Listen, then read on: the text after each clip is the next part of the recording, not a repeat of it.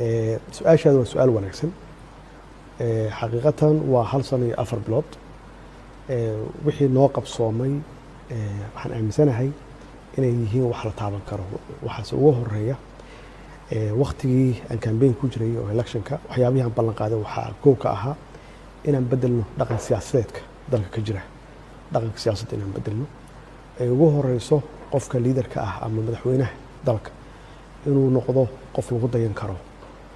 bacdama uu yahay astaantii qaranka. waxa ugu horeeya madaxweynaha inaan lagu tilmaamin qabiil, inaan lagu tilmaamin, inaan koox lagu tilmaamin, uu noqdo qof ummadda u dhexeeya oo runtii tusaale ama calaamad wanaagsan u ah ummadda Soomaaliyeed guud ahaan. runtii taasna wax badan yaan ka sameynay oo runtii annaga nooguma tilmaamo xafiiskayga iyo dadka ila shaqeeya inay koox ka tirsan yihiin ama qabiil gaar ah ay yihiin. runtiina waa waxyaabaha dalka burburiyey markii madaxda loo asteeyo ama lagu shaabadayo inay qabiil matalaan ama qabiil u fadhiyaan meesha, in dadkii kale ay ka arkaan inuu yahay madaxweyne ama qof hogaamiye ah aan dadka u dhexayn. tan labaad runtii musuqmaasuqa waa wax meesha ku jira oo hareeyey dhaqanka siyaasadda dalka. marka madaxweyne ahaan waxaa la rabaa qofkaasi xafiiskiisa oo dhan inuu hufan yahay oo indhaba ha yaraatee aanan marnaba aan lagu tilmaamin xafiis musuqmaasuq ku shaqeeya ama ku shaqeeya inuusan noqon. waxaan aaminsanahay isku ammaani maayo laakiin xafiiskayga waa ka tilmaaman yahay arrintaas aad iyo aad ugu tilmaaman yahay. waana ku ammaanaya runtii dadka ila shaqeeya oo ay tahay wax hoggaanka laga arkay oo aniga laga arkay. tan saddexaad in aan soo celino sumcaddii iyo sharafkii ummadda Soomaaliyeed oo innaba ha yaraatee wax kasta aan sameynayno aan ka fiirinayno wanaagga iyo danta guud ee dalka aan ka fiirinayno, aynan ka fiirinin dan gaar ah aynan ka fiirinaynin. macnaheedu waxay tahay markaan caalamka la macaamilayno ama aan la dhaqmayno inaan ula dhaqanno dad siman ama dowlado siman ama madax siman inaan ula dhaqanno oo aanan hoos naloo fiirin. waxaan aaminsanahay iyada naftigeeda 1 sano iyo 4 bilood aan jirnay nalaguma tilmaami karo inaan dowlad hoos fadhino ama dowlad gaar ah aan amar ka qaadanno. waxaan aaminsanahay inaan ummadda Soomaaliyeed aan mathalno, dal aan mathalno, taasna aan keenno sharafkeeda iyo sumcaddeeda. dalalkaasi danay naga leeyihiin, annagana danaan leenahay. inay danahaas noqdaan dana isu adeegaya aysan noqon mid hal dhinac keliya u janjeertay aysan noqon. saddexdaas arrimood yaa bays u ah. wixii intaas ku xiga waxa weeye marka loo fiiriyo siyaasaddeena dibadda sida aan nahay hadda meeshaan adduunka aan ka joogno iyo sumcadda aan leenahay. runtii waxaan aaminsanahay mana isku ammaanayno in aan keennay dowladdaydu ay keentay, ra-iisul wasaarahayga uu keenay, wasiiradiisu ay keeneen magac wanaagsan oo runtii haddii awalna lagu yaqaanay dad hooseeya oo liita in nalaga sheekeeyo oo Soomaaliya qabkeedii iyo sharafkeedii iyo sumcaddeedii aan kor usoo yara qaadnay. weli meeshii aan rabnay ma joogno oo runtii dee dalku 30 sano ku dhowaad wuxuu ku jiray dhibaatooyin fara badan. arrinta labaad, arrinta dhaqaalaha markaan ka taabto waxaan ku guulaysanay intii aan joognay weliba bishii aniga iga horreysay oo January ahayd inaan bixino mushaaradii si joogto ah aan u bixino oo dadka shaqaalaha dowladda u shaqeeya ay helaan mushaaradooda ay xaq u lahaayeen. insha Allahna waxaan rajaynaynaa inaan sii wadno. waxaa intaas soo hartay World Bankiga iyo IMF-ka sida ay noo arkaan inaan kor u qaadnay sumcaddii iyo aaminkii caalamku naga qabay dhanka maaliyadda. taas macnaheedu way tahay inaan nalagu tilmaamo inaan nahay dad hufan, dowlad hufan, in nalagu tilmaamo transparency inaan nahay oo wax alla waxaan sameynayno ay caddahay inaan waxba aynan qaranaynin. waxay keentay in laga hadlo hadda deymankii Soomaaliya lagu lahaa in loo dhaafo. waxaa laga hadlaya hadda in macaawin nala siiyo ama grant nala siiyo oo European Unionka na siiyaan, World Bank naftigiisu ay na siiyaan oo laga hadlayo boqolaal milyan oo dollar laga hadlayo. waxaasoo dhan waxay ku yimaadeen waxay tahay habka dhaqaalaha aan u maareyno aan u maamulno. runtiina waxaa iska leh creditkeeda ra-iisul wasaaraha iyo wasiirkiisa maaliyadda oo runtii SMPda staff monitoring programka standardkii la rabay gaarsiiyey oo muujiyey annagu inaan nahay dad hufan oo inaba ha yaraatee laalaab iyo wax aanan la garanaynin maaragtay ka shaqeeya aynan inoo arkaan. taasna iyada naftigeeda waxay keentay caalamka guud ahaan inay isku dayayaan oo European Unionka ka mid ah inay hadda soo wadaan dhaqaale kale oo lagu fulinayo howlaha adeeg bulshada kadib markii World Bank iyo IMF ku labaduba ay qireen in dowladdan ay hufan tahay. arrimaha maxaan ku raahdaa amniga iyada naftigeeda oo runtii aan ku guuleysanay bisha hadda ugu dambeysay markaan ka soo qaado waxaa la yiraahdaa meet yaa u dambeeyay waa kii la sii waday way hadda bisha hadda la soo dhaafay oo runtii noqotay 10 sano bishii ugu horeysay Ramadaan oo uusan qarax dhicin ma aha wax accident ah waa runtii waa hawl aad looga shaqeeyay iyo qorshe la dejiyay oo aan ku ammaanayo ciidamadeena amniga oo runtii si hufan oo wanaagsan oo karti badan u shaqeeyay oo habeen iyo maalin u soo jeeday sidii ay u difaaci lahaayeen shacabkooda qolooyinkan horarka ah oo dhibaatada maalin walba ku haya ummadda Soomaaliyeed runtii hor istaagan waa ku amaanan yihiin. waa xaqiiqa dhibaatooyin waa iska jiri karaan, caqabado waa iska imaan karaan, culaysyo waa jiri karaan oo socodka magaalada shacabku naftigooda waa dulqaateen waa ku mahadsan yihiin inay gacmo buuxda siiyaan oo la shaqeeyaan ciidamada amniga ayna u dulqaataan culeysyadaas faraha badan oo safaradooda iyo haddii qof shaqo aadi lahaa iyo qof maxaan ku raahdaa iskuul aadi lahaa u daaho. wax kalena ma aha waxaan ka taxadiraynaa oo aan ka shaqeynaynaa oo aan ku dadaalaynaa sidii usan qaraxyo iyo dhibaato weyn soo dhicin oo dad badan ay ku laadaan oo hooyadii gurigeeda ka soo baxdo ilmaheeda u shaqo tagaysa ama ilmihii soo baxa oo iskuul aaday ama aabihii ilmihiisa u shaqo tagaya gurigiisa uu guryahooda ugu noqdaan si nabad ah. waa dhab weeye oo waxaa laga yaabaa saacado inay jidka ku jiraan waxaase ka muhiimsan ilaahay baa nafta haya inaan taxadarno oo dhiigaasi bilaa macnaha qolooyinka nabadiidka ah qaraxyadan ay ku sameynayaan in laga hortago. waayahay mudane madaxweyne dhinaca dib u heshiisiinta haddii aan usoo noqono iyo dadka in la isu raadiyo oo la isu dumo maxaa iyada ka hirgalay iyo sidoo kale haddaan raacsado su-aal kale oo ah dhinaca kaabayaasha dhaqaalaha iyo horumarinta infrastructure-ka dalka in la dhiso oo wax lagu soo kordhiyo. xaqiiqatan arrimaha dib u heshiisiinta wax badan yaan aaminsanahay inaan ka qabanay wax badan waa noo harsan yihiin. waxa ugu dambeeyey arrimihii gaalkacyo kale labada dhinac waqooyi iyo koonfurta gaalkacyo oo runtii intii aan u dirnay mas-uuliyiinta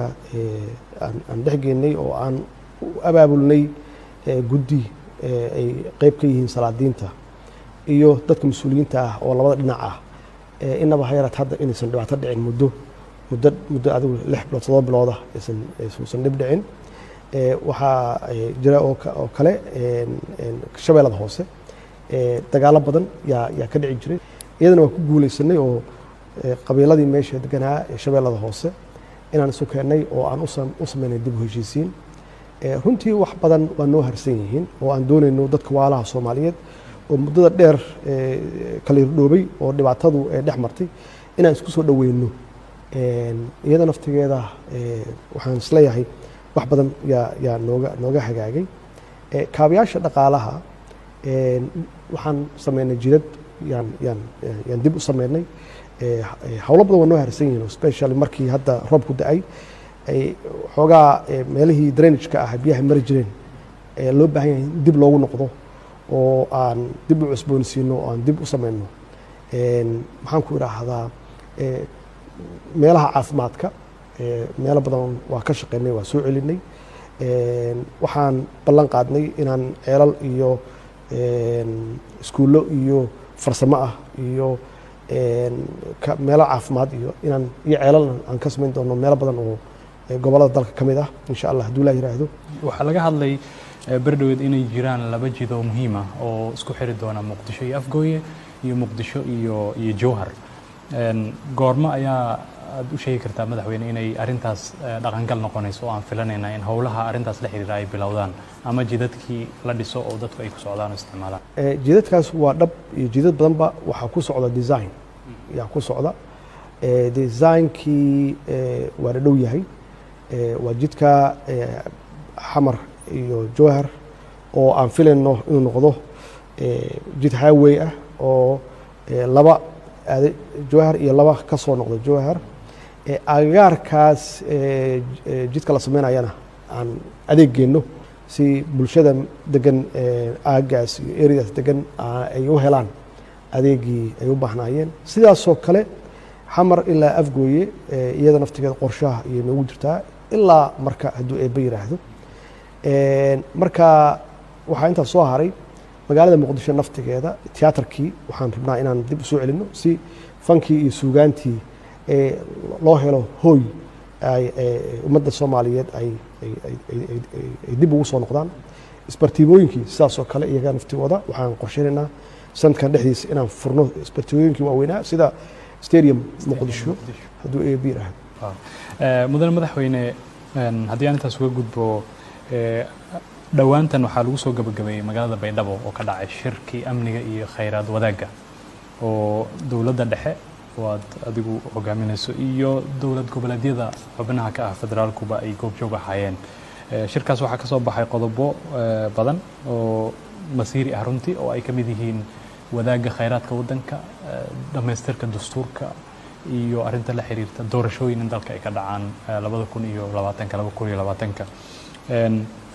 haddii aad fiirisid qiime intee la eg ama macno intee la eg ayuu ugu fadhiyaa dadka Soomaaliyeed shirkaas isaga ah waxa ka soo baxay sidee se dhaqangal ku noqon karaan aragtidaada? shirkaasi runtii wuxuu ahaa shir tilmaaman oo shir aad iyo aad u weyn ayuu ahaa. maxaa yeelay waa saa sheegtay oo waxaan uga hadlaynay masiirkii dalka. madaxweynayaashii meesha aan isugu nimidna runtii waxay muujiyeen xilkasnimo iyo mas-uuliyad iyo leadership ayay muujiyeen. inkastoo muddo ay nagu qaadatay oo habeeno badan aan usoo jeednay inaan isku fahmno hawshaan waxay ahayd hawl horey in loo soo qabtay ahayd haddana taagan. haddaanan annaga qabanna kuwa naga dambeeya aan u gudbinayno colayskeeda. marka loo baahan yahay hadda inaan dhammaystirno si dadka naga dambeeya ay hawsha ugu sahlanaato. taasna waa mas-uuliyadda hadda aan leenahay. waxaan ka hadalnay in kulligeen aynan wada joogi doonin oo dee qof walba waqtigiisa usan dhaafinin, laakiin taariikhda ay noo gelayso inaan sameyno collective maxaa la yihahdaa responsibility aan sameyno oo aan wada qaadano mas-uuliyad wadareed aan wada qaadano hadday noqoto arrimaha electionka dalka, kaas oo noqon doona mid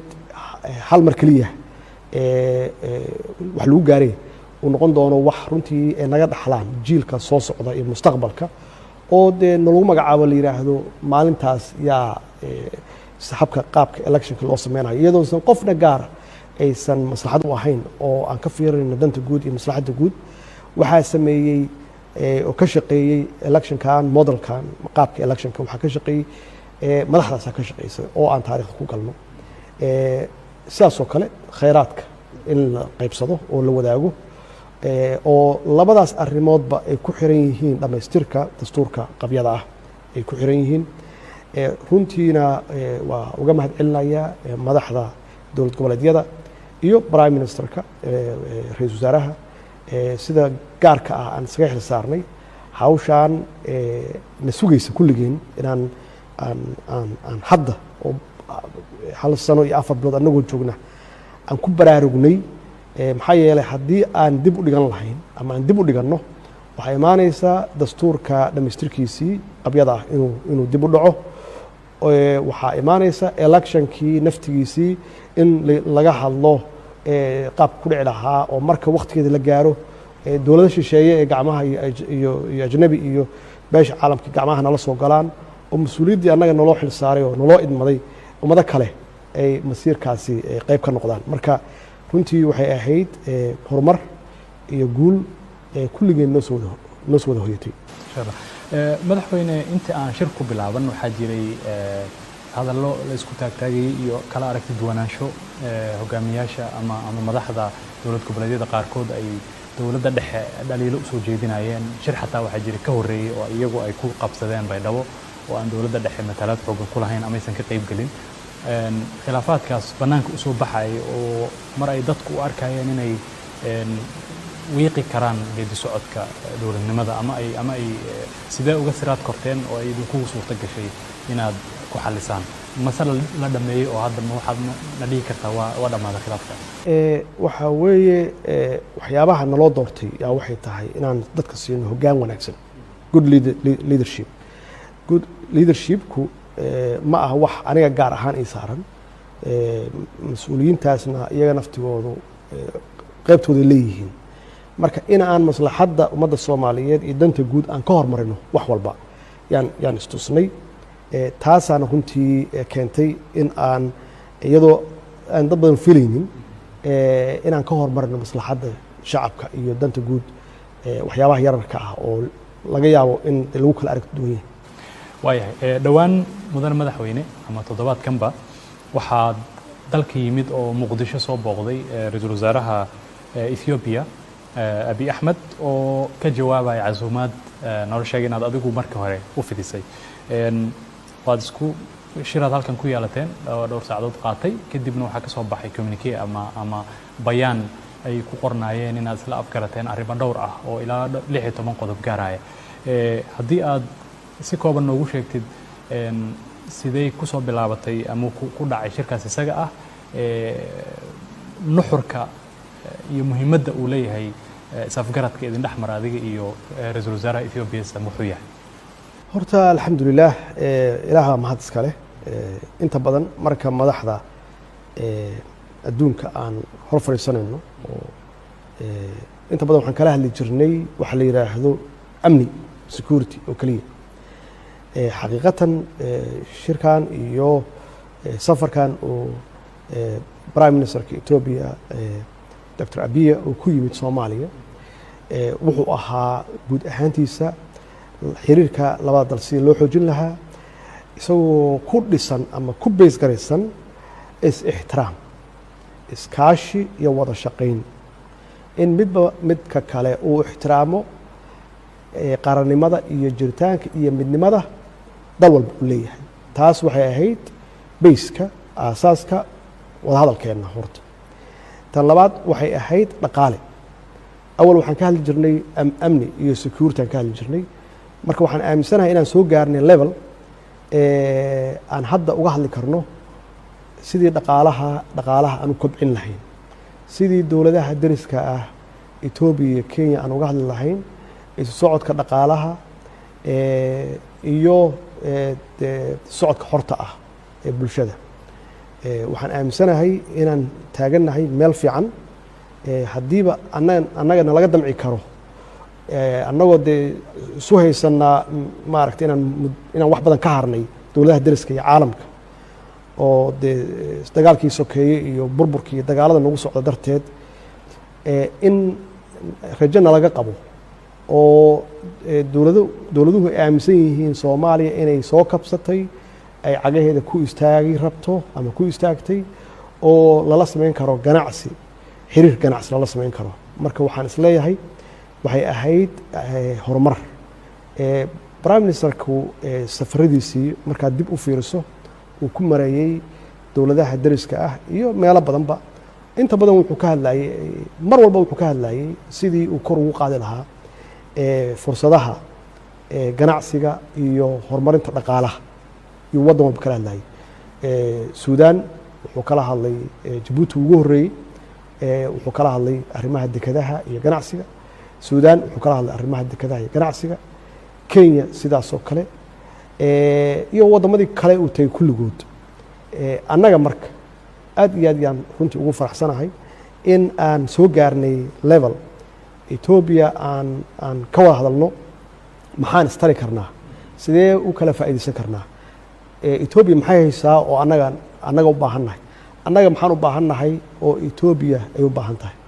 xaqiiqatan waxaan ka arkay prime ministerku waji fiican oo u arko Soomaaliya inaan soo gaarnay meel aan iyagana wax tari karno iyaguna ay waxna tari karaan marka taasaa waxay keentay Soomaaliya waxaan offer garan karno waxa aan iyaga ay nooga baahan yihiin bacdama ay yihiin landlord aysan dekada lahayn maxaan annaga Soomaaliya aan dhaqaalahooda aan ku kordhin karnaa waxa weeye waa dekado dekadahaasna anagu dhaqaalo uma haysano iyaguna dhaqaalo uma haystaan ku dhisaan laakiin waxaa bilaabanaya markiiba haddii dekadahani ay ku wajahan yihiin inay supply gareeyaan 100 milyan oo Ethiopian oo aan dekada lahayn in dalal iyo shirkado badan iyo shakhsiyaad badan oo ganacsato ah ay maal gashadaan maxaa yeelay meeshaas waxaa jooga consumers badan ayaa jooga annagu markaa cid alla ciddii maal gashanayso dekadaheena afar kaliya ma xitaa waxaan jeclaan lahay inay ka bataan bacdama aan 3,300 oo kilomitir aan leenahay oo ah xeebta ugu dheer Africa inay noqoto xeebaheena ay noqdaan xeebaha markab kasta oo soo maraya aaga uu istaagi karo uu ka qaadan karo shidaal uu ka qaadan karo raashin uu ku nasan karo bacdama ilaa 60,000 ilaa 70,000 oo maraakiib ay maraan aaga ay maraan marka in annagu aan noqono ilaahina uu nagu abuuray meel istaraatiijig ah inaan noqono dal istaraatiijigiisa ka faa'iideysan kara oo uga faa'iideyn kara dariskooda iyaguna waxay hayaan population aad fara badan 100 milyan 100 milyanna waxaa ku xiga South Sudan iyada naftigeeda ilaa Uganda dadkeenana waxaa la og yahay inay u tagaan ganacsi iyo baayac mushtar u tagaan ilaa Koonfur Africa ilaa West Africa marka haddii aan u soo dhaweynay opportunity-gii iyagoo dalkoodii jooga aan u keenay wax alla wixii ay uga baahnaayeen si ay dhaqaalaheena Soomaaliya dhaqaalaha ganacsadeena ay u kobocdo inaan u keeno fursadaas runtii waa mas'uuliyad haddana saaran shalayna na saarnayd oo aan ka gaabinay dadkan soo socda oo na bedeli doonana aan u fudeyn iyo jiilka soo socdaba aan u fudeyn doono si ay noloshooda iyo mustaqbalkooda wax uga bedesho arrintaas waayahay mudane madaxweyne qodobka ugu hadalhaynta badan arrinta heshiiska ama heshiiskan aad adigii ra'iisul wasaare AP aad isla gaarteen ee ku saabsan dekadaha ayaa dood badan dhaliyey oo dad badan ay hadal hayaan oo ay leeyihiin dowladdu dekadihii ugu muhiimsanaa dekado ayay siinaysaa Ethiopia arrintaasna ma qabato dadka Soomaaliyeed marka dowladdu dekadihii u gacan gelinaysaa wadan rival nala ahay ama duruufo kala duwan xaalado kala duwan aan isla soo marnay marka arrintaas iyada ah maxaad uga jawaabaysaa xaqiiqatan horena u sheegaa meeshaan waxaa jira dhaqan siyaasadeed oo aan la ogolayn in hore loo socdo oo mar walba la isku dayo wixii ummadda loo qaban lahaa ama wax alla wixii horumar ah in cagaha la qabto xaqiiqatan dekad cid la siiyey ma laha dekaduhuna Soomaaliya ku yaalaan waxay u baahan yihiin dhaqaale lagu horumariyo oo lagu dhiso ayay u baahan yihiin dhaqaalahaas la gelinayana saan sheegay Soomaaliyana ma laha Ethiopiana ma laha waxay ka imaan karaan meel walba waxay ka imaan karaan Asia waxay ka imaan karaan Khaliijka waxay ka imaan karaan Mareykanka waxay ka imaan karaan Afrikada kale waxay ka imaan karaan ganacsatada Soomaaliyeed cid walba yaa diyaar u ah inay maal gashato laakiin muhiimaddu waxay tahay waa la tartamaya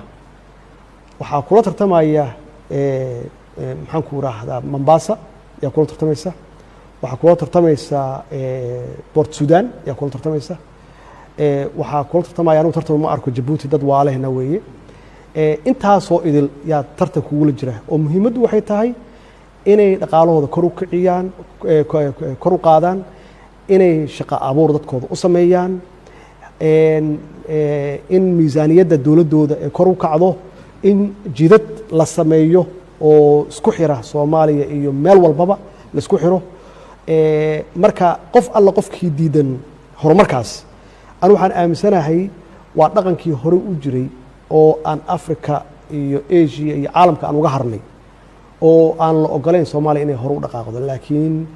dekadahan iyo siyaabo kasta oo Soomaaliya loogu samayn karo maalgashi iyo investment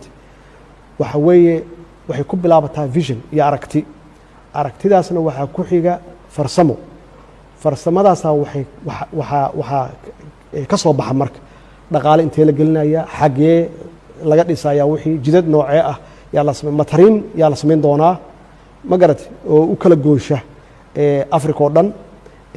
waxaa studygaas la samaynayaa ama farsamadaas ay ku jira dhaqaale intee la eg intee ballaceedu leegyahay waxaa soo idil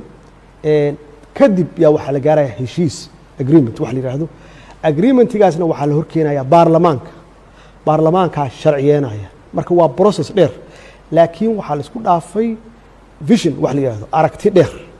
marka aragtidaas dheer yaa lagu kala hormaraa marka aragtideeda iyo aragtida dowladana waxay tahay sidii Soomaaliya aan fakhriga uga saari lahayn dalkeenu wuxuu ku yaalaa meel ilaahayna siiyay oo strategic ah dalkeenu wuxuu leeyahay khayraad ayuu leeyahay shidaal ayuu leeyahay wuxuu leeyahay kalluun ayuu leeyahay macdan ayuu leeyahay xooluu leeyahay beeruu leeyahay macnaheedu waxay tahay cid walba oo wax gashan karta waa inay soo marto albaabkaasna wuxuu yahay dowladda federaalka ah weeye ka bacdina aan aragno waxa ay hayaan laga munaaqishoodo heshiis la gaaro sharci loo bedelo ma garatay markaasi intaas markaas ku soo waxay ku soo dhamaanaysaa annaga waxaan qaadanaynaa wixii danta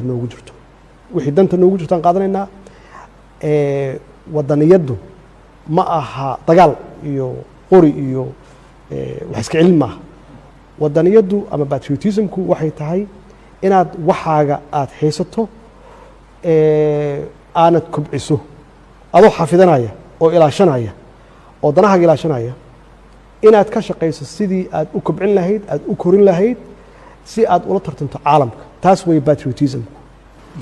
mudan madaxweyne dhawaan waxaad booqatay waddanka Kenya oo aad hal maalin booqasho ah ku tagtay ka horna ay jirtay booqasho state visit ama booqasho rasmi aad ku tagtay waddanka Kenya sanadkii tagay adoo markaas xafiiska ku cusbay booqashadaadan maxay diiradda saaraysaa oo ay ku saabsaneen booqashadeedu waxay ahayd hal maalin oo xaqiiqatan degdeg ah ay ahayd arrintaasina waxay ahayd arrin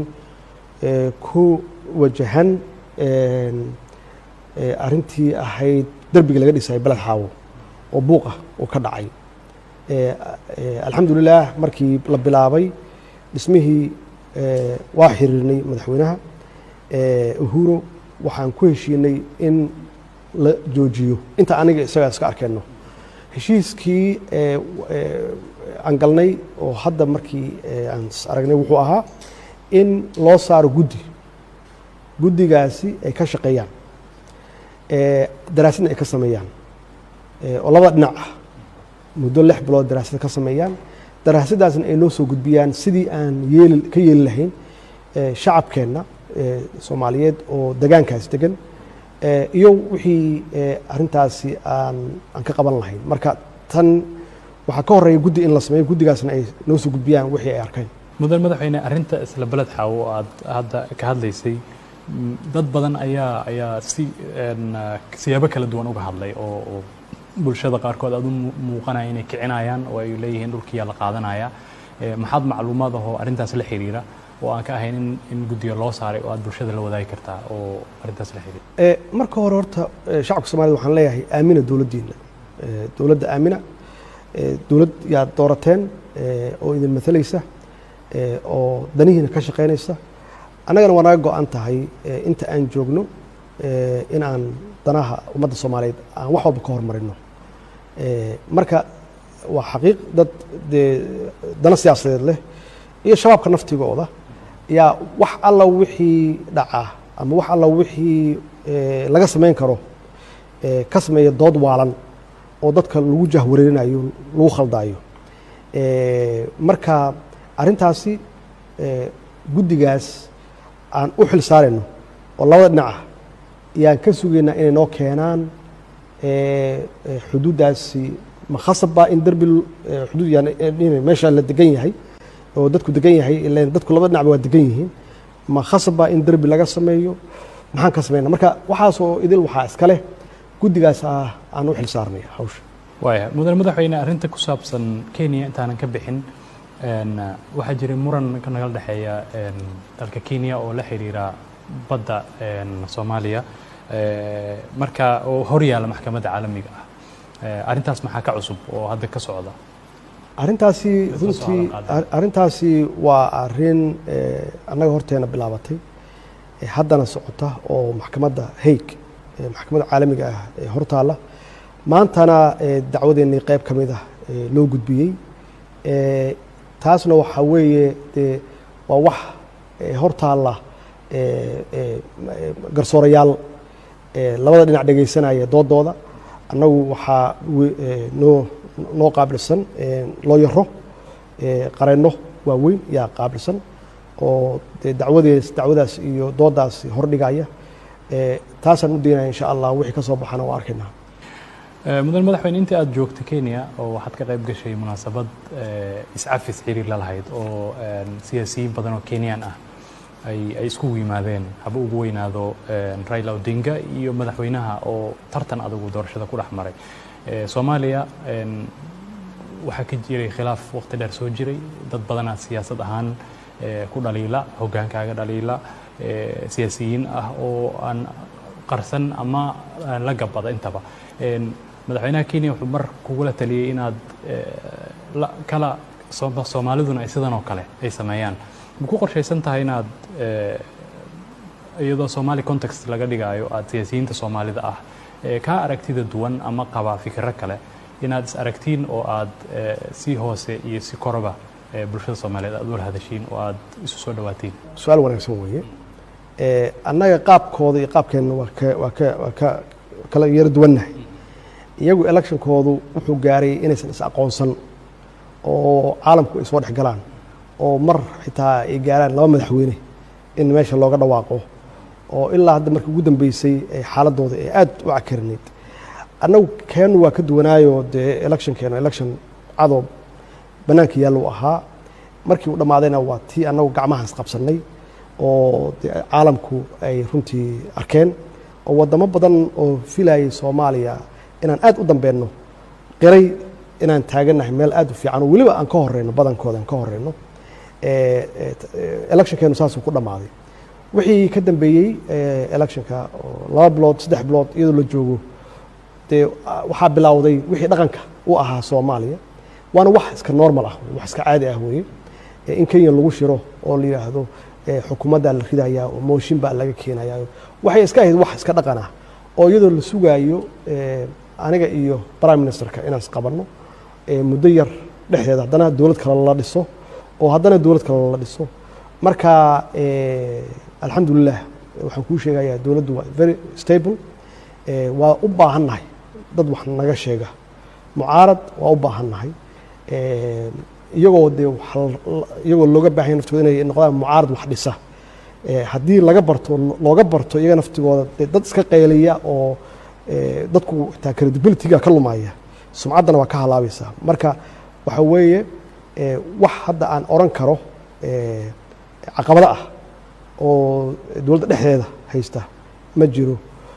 saasay tahayna waa ku dadaalaynaa inaan raadinno cid alla ciddii aan qancin karno aan ku qancinno inay dawladnimada nagala shaqeeyaan dalkeennu wuxuu maraya xaalad aad iyo aad u adag shabaab baan la dagaalaynaa dhaqaalaheennu weli ma soo kaban dalkii waa kala maqan yahay marka cid walba oo runtii aan ku tuhmeyno mas-uuliyad iyo aan ku tuhmeyno maslaxad waan ku khasbannahay inaan raadinno oo aan la shaqeyno dowlad goboleedyada tii ugu dambeysay waxay ahayd Baydhabo cid walba oo runtii aan ku tuhmeyno ama qaba grievance qaba ama tabasho qaba waxaan isku dayaynaa inaan raadinno iyagana waxaan ka rajeynayaa inay noqdaan dad wadaniyiin ah oo dalka u danqanaya oo mas-uuliyad ku jirta. waay mudane madaxweyne tukaraq deegaanka la yiraahdo waxaa dagaal ku dhex maray ciidamada isku hor fadhiyaan Somaliland iyo Puntland dawladdu door noocee ah ayay ka qaadatay si loo baajiyo dhiig kale inuu sii daato? waxa weeye runtii waa nasiib darro waqtiga hadda aan ku jirno 28 sano ku dhowaad in weli dalkii uu dhiig bilaa macno ah oo runtii aan wanaagsanayn iyo conflict iyo colaad ay jirto waa wax runtii aad iyo aad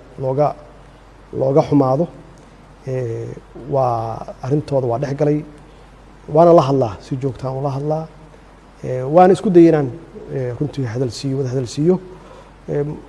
marmar waa ku guulaystay in xabad joojin la sameeyo, in wax walba lagu xaliyo wada hadal iyo isfaham. labaduba waa soo dhoweeyeen, laakiin nasiib daro xabad joojintii iyo wada hadalkii ma sii shaqaynin. oo hadda waxaan ognahay inay dad Soomaaliyeed oo walaalo ah halkaasi ay ku nafwaayeen, kuwa badanna ay dhaawac hadda yihiin. waxaan ka codsanayaa ama u soo jeedinayaa ama aan ku baaqaya in ay wada hadlaan oo wax walba lagu xaliyo wada hadal iyo isfaham si loo baajiyo dadkaas waalaha oo muslimiinta dhiigooda. mudan madaxweyne, dhowaan waxaad waqti badan ku qaadatay wasaaradda gaashaandhigga oo aad si gaar ah ula nooleyd oo maalmo badan la joogtay ciidamada xoogga. muxuu ahaa ujeedka aad ka lahayd arrintaas iyada ah? ujeedka wuxuu ahaa runtii priority-geena ama muhiimaddeena koowaad waa amniga iyo sidii shabaab dalkaan uga qaban lahayn, dalkaana nabad aan ugu soo dabaali lahayn. taasna waxaa keeni kara waxay tahay ciidan adag oo discibliin fiican leh, aqoontiisu dhisan tahay, tababar fiican leh, qalab fiicanna haysta ama agab fiican haysta. si aan taasi aan u hubsado, aan u xaqiiqsado, inaan meesha tago aan ogaado xaaladday ku nool yihiin iyo maxaa yeele waxaan ku dhex jirnaa waktigii isdiyaarinta iyo ishabeynta ama u diyaargarowga howlgallada aan doonayno inaan bilaawno hadduu eebba yiraahdo. aan ogaado siday ay u diyaarsan yihiin ciidankeenna tiro ahaan iyo tayo ahaanba. waxaa ii soo baxday markaa su-aashaada su-aal fiican. waxaa ii soo baxday ciidan runtii geesiyiina oo diyaar waa dalkooda inay u dhintaan, laakiin maamulka uu ka yara qariban yahay. taasna runtii intaan meesha joogaan waxaan ka shaqeynay sidii aan maamulka u sixi lahayn. haddana maamulkaas sixidiisu waa wax socda, wax hal mar ah maaha. si aan tayada ciidanka aan kor ugu qaadno, ciidanka noo diyaar garaysan oo haddii aan doonayno howlgal inaan galnana aan xaqiiqsano. kuwa howlgabka noqon kara ama kuwa dhaawaca ahna waxaa jira hadda sharci xaqsiinta ah oo hor yaalla baarlamaanka oo 5 bilood 6 bilood ka hor aan horgeynay. sharcigaasi waxaan rajaynaynaa in la ansixiyo oo uu dhaqan galo si dadka howlgabka ah, cimriga ah ama dadka dhaawaca ah iyo agoonta in aan dhankaas u weecinno. ciidanka markaa shaqayn kara oo xayiga ah oo aan u baahannahay inaan howlgelino markaasi aan ku talagalno. ma ku laabanaysaa wasaaradda gaashaandhigga mar kale? aad iyo aad waa ku noqon doonaa insha allah. hawshii weli way socotaa, waa ku noqonaynaa insha allah dulahi. mudan madaxweyne, maxkamadda sare ee waddanka ayaa berdhoweed isbeddel ka jiray oo la magacaabay guddoomiye maxkamad sare. waxaa kuugu jiray ballanqaadyadaadii inaad garsoorka shaqo badan ka qaban doontid. ilaa hadda maxaad dhihi kartaa waa laga qabtay dhinaca garsoorka? haddii aan su-aal kale ku darana, guddiga adeega garsoorka iyo maxkamaddii dastuuriga ahayd ayaa dad badan wax isweydiinayaan goorta la dhisayo oo ay functional noqon doonaan. waxaan raadinaynay oo aan inaan u taabagalno inaan ogaano xaqiiqda dhabta ah ee cadaaladda hay-adda maxaan ku rahdaa garsoorka. meesha waxa ka jira culayska jira, cabashada dadka ay qabaan, ma wax la iska sheegayaa mise waa wax dhaba? iyada nafteeda markaa qofka bedelayso ama qof cusub keenayso meel, waa inaad cadaalad u samayso, aad hubsato xaqiiqda dadka cabanaya ma dad ku guul dareystay garsoorka miya,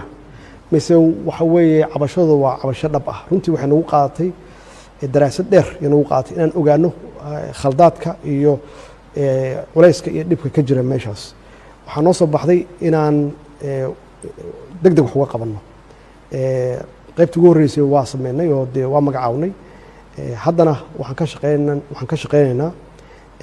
garsoorayaasha hadda jooga yaa loo baahan yahay yaa shaqadiisa qabsado oo cabasho dadku aysan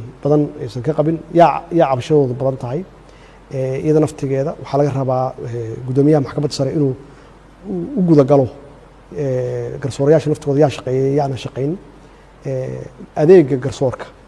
waa ku tala jirnaa insha allah hadduu ilaah yiraahdo sida ugu dhaqsiyaha badan yaan 9 xubnood oo golaha adeega garsoorka aan isugu aadin doonaa insha allah. mudan madaxweyne al-shabaab waxaad marar hore ugu baaqday inay hubka dhigaan inay isa soo dhiibaan gaar ahaan si gaar ah waxaad uga hadashay dhalinyarada la marin habaabiya iyagu aan hogaamada sare ka ahayn al-shabaab laakiin dagaalka loo adeegsado baaqaagaas cafiskun uu ku jiray ciddii isa soo dhiibta ma loo dhaga nuglaaday maxaase natiijo oo ka soo baxay mar walba waxaan leenahay qolooyinkan shabaabka ah intooda badan waxaan aaminsanahay in la khalday oo la marin habaabiyey dad Soomaaliyeed weeye waa dhalinyaro Soomaaliyeed waxay leynayaan ama ay dilayaan ama isku qarxinayaan waa shacabkoodii walaalahood hooyooyinkood weeye mar walbana u sheegnaa inay ka waantoobaan ka soo baxaan diinta islaamka ma qabto qof bini aadan in la dilo ma qabto in la isdilo oo qofku isqarxiyo ma qabto diin islaam ma aha caqiida saxa ma aha mar walba waxaan ugu baaqaynaa inay ka waantoobaan oo ay ka soo noqdaan qaybna ka noqdaan runtii dhismaha dalkooda iyo horumarkooda waa soo dhaweynaynaa waxaan siinaynaa rehabilitation wax la yiraahdo aan siinaynaa degaan yaan siinaynaa kii waxbarasho u baahan inaan waxbarasho u raadino ama aan siino waxbarasho kii shaqo u baahan inaan u diyaarino oo aan u tababarno shaqada ay qaban karaan marka waxaan aaminsanahay haddii dhaqdhaqaaqyada iyo howlgallada aan bilaawno hadduu ilaah yiraahdo inaan arki doonno isbeddel dhankooda ku dhaca iyo kuwo badanoo ka yimaada oo ka waantooba oo hubka dhiga oo isu soo dhiiba insha allah hadduu ilaah yiraahdo mudan madaxweyne waxaa lagugu xantaa inaad marka ay waddanka crisis ka jiraan ama qadiyado u baahan in madaxweynuhu uu ka hadlo ama uu codkiisa la maqlo ay ka jiraan waddanka inaad ka aamusto oo aad waqti dheer ay qaadato in warkaaga la maqlo ama aad bulshada ka qanciso arrin u baahan inaad adigu ka hadasho ilaahay dadku ay isweydiiyaan madaxweynuhu muu hadlo marka maxaad uga jawaabaysaa fahamka noocaas ee bulshada dhexdeeda ka jira madaxweynuhu waxba kama bilowdaan way isku dhammaadaan madaxweynuhu ma hor ordi karo shaqada maxaa yeelay haddii isagu uu hor ordo oo wax laabaan xaggee lagu noqonaya macnaheedu waxay tahay madaxweynaha wax uu leeyahay oo meesha wax ka bilowdaan waxay tahay magacaabista prime ministerka macnaheedu waxay tahay prime ministerka ama ra'iisul wasaaraha yaa mas'uuliyadda xukuumadda iska leh prime ministerku waxaa la shaqeeya wasiiro oo loo baahan yahay shaqada naftigeeda inuu u delegate gareeyo oo iyagu ay hawsha ay ka xigsadaan wasiiradana waxaa laga rabaa agaasimayaasha guud inay ka xigsadaan ilaa meesha ugu hooseysa ee madaxa qaybta uu hawsha ay ka bilaabato meesha hawsha ay ka bilaabato marka waa dhaqan cusub aan horey aanan dhaqan siyaasadeedka Soomaaliya aan horey looga baran laakiin waa sida saxa ah madaxweynuhu waa meesha ugu dambaysa oo la tagayo markeedu macnaheedu waxay tahay inaan aruuriyo xog inaan xaqiiqada ogaado meesha wax ka khaldan yihiin iyo meesha loo baahan yahay in wax laga saxo talooyin badanna aan geliyo kadib iyadoo la diyaarsan yahay anigu aan xalkii keeno marka alxamdulilah ra'iisul wasaare wanaagsan oo aan ku kalsoonahay ayaa shaqeeya isagana dee wuxuu keenay maxaan ku raahdaa wasiiro qof walba waxaa laga rabaa shaqadiisa ee loo idmaday ee loo xil saaray oo mas-uuliyadda ka saaran inay gutaan mudan madaxweyne ugu dambeyntii 2020 ama 2021 xilligaas oo ku beegan marka ay tahay in dalka doorashooyin ka dhacaan oo maaragtay dadku doorasho cod iyo qof ah ay aadaan maxaad filaysaa ama xaalad noocee ah ayaad saadaalinaysaa inuu dalku ku sugnaan doono marka shaqooyinkan hadda aad sheegtay la fuliyo ama ay hirgalaan shaqooyinka hadda aan bilownay runtii waqti fiican yaan bilownay oo aan wax kasta aan qorsheyn karno dadka aan la tashan karno aqoon-yahanada aan ka qayb gelin karno hawshan hadday noqoto qaabka electionka u dhici doono dhammaystirka dastuurka marka waxaan aaminsanahay waqtiga hadda aan bilownay sidaa aan u soconno haddii aan ku wadno inaan ku tegeyno hadduu eebbe yiraahdo doorasho qof iyo codkiisa ah qof iyo cod ah shacabka Soomaaliyeed aan dib ugu celin doono talada mar dambana iyagu aysan sheegan karin in wax laga hadlayay maxaa yeelay iyagaa iskala go-aankii iyagaa dooranaya qofka ay rabaan iyagaa keenaya leadershipka iyo nooca ay rabaan marka in aan gaarsiino awooddii shacabka sida caalamka inta badan ay yeelaan iyagu keenaan marka qofkay isleeyihiin waa qof soomaalinimadiisu waddanimadiisu fiican tahay waa qof aamin ah oo ammaanada ummadda loogu dhiibo adkeeya qof shaqadii yaqaana qof khibraddii leh iyagaa laga rabaa inay iyagu doortaan qofka ay rabaan marka mas-uuliyadana saaran waxay tahay hadda inaan keenno qaabka ugu fiican hadduu ilaah yiraahdo marka qorooyinka farsamada iyo technical teamka ay ka shaqeeyaan oo ay la tashadaan qaybaha kala duwan ee bulshada inay soo bandhigi doonaan sida ugu fiican yaan oran iyaga kaliya meesha waxaa jira guddi madax bannaan oo doorashooyinkaa jira oo iyagu naftigoodu iyagaa iska leh hawshaan oo waa madax bannaan yihiin inaan annaga aan fekerkii keenno annagoo la tashanayna iyagoo la tashanaya guddigaasi farsamada iyagoo la tashanaya guddiga madax bannaan ee doorashooyinka iyo baarlamaanka iyagoo la tashanaya in la keeno qaabka ugu fiican oo ugu habboon oo Soomaalidu ay ku geli karaan doorasho ama election ku geli karaan mudan madaxweyne aad ayaad ugu mahadsan tahay waqtigaaga waa kaaga mahad celinaynaa waraysigan aad na siisay guud ahaan daawadayaal kaasi waxa uu ahaa madaxweynaha jamhuuriyadda federaalka ee Soomaaliya mudane maxamed cabdulaahi maxamed farmaajo oo waraysigan aanu la yeelanaynay mudan madaxweyne aad iyo aad u mahadsan tahay tan iyo kulanti dambe sidaas iyo nabadgelyo. Assalaamu calaykum waraxmatullaahi wabarakaatuh.